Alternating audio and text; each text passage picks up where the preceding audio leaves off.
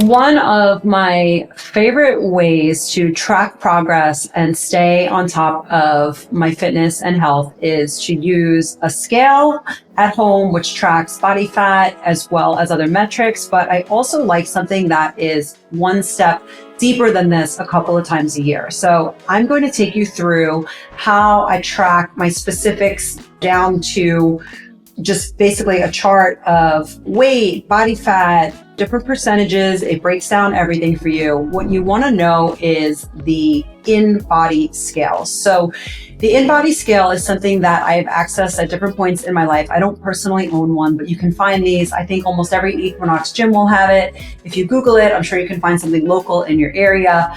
You want to get on a scale like this a couple of times a year, and here's why. So what this is going to really help me break down are specific numbers, because sometimes you could be losing weight for different reasons, or you could not be losing weight. But the important thing is really understanding your muscle composition, right? Because if you're not putting on muscle, let's just say you're doing, the trendy thing right now, jumping on Ozempic, and you're just losing weight, but you're not actually improving your body. This is going to help you get a deeper understanding of where you might need improvement, and also track your improvement so you can say, wow, I've done a great job from the last time I did this to now. I have been kind of in this zone of like 122 to 125 pounds right now. My goal is to be about 118 to 119. I know when I'm really hitting all my fitness goals and eating the right foods and things like that.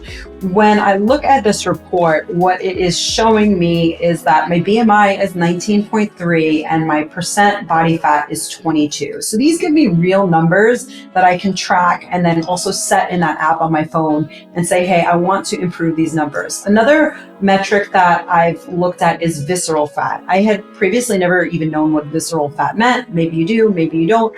Visceral fat is basically bad fat. It's like that buildup that, it's like underneath your organs, and it's from bad food. It's from poor diet. So right now my visceral fat is at a 2. In the past, I've had it at a 1. So again, these scales, these reports are going to give me some really solid numbers to know, okay, she's at a 2. It's good. It's healthy, but we want to get this down to a 1. One other interesting thing that my trainer pointed out to me that I had never looked at here is it gives me this number, this basal metabolic rate. So my basal metabolic rate is 1312 kcals. So I use an Apple Watch to track calories. I know people like the Oura Ring and different things like that. I personally like this one because I like to see my messages coming through. Sometimes if I don't have my phone on me, if it's on the charger or whatever, I get my messages on my Apple Watch. I feel really connected with it, almost too connected sometimes. But when I start a workout, I set the Apple Watch to track my calories. So my average 1-hour workout, I will burn 300 to 400 active calories. If I take those calories and add it onto this basal metabolic rate, which is basically what I'm just burning in a day based on these numbers that this scale has generated for me, and I add my typical day, which is about 700 to 800 calories on the day, what this is telling me is that I will require about 2,000 calories a day to maintain the numbers here. We all know the best way for you to lose weight, everyone's always looking for the secret and the cheat code. It's going to be being in a calorie deficit. So what you want to do is figure out what your number may be based on something like this. For me, again, it's 2,000. If I want to start losing weight, I've got to get my calories below that 2,000 number. And, you do this in a healthy way. You eat good whole foods, you avoid sugars, processed foods. I just read a stat recently that just 24 hours of not having sugar and carbohydrate, the bad carbs, will help you lose water weight and weight pretty significantly. So that's just something to keep in mind if you're struggling. We've all been there. I've been there myself. If you make those basic changes, you will start to lose weight.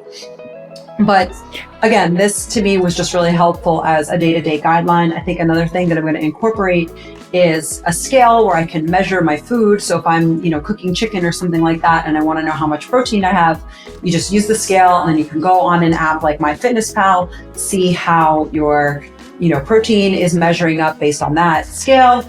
And you should really see results if you follow these basic things. It's not rocket science. I think we overcomplicate fitness a lot.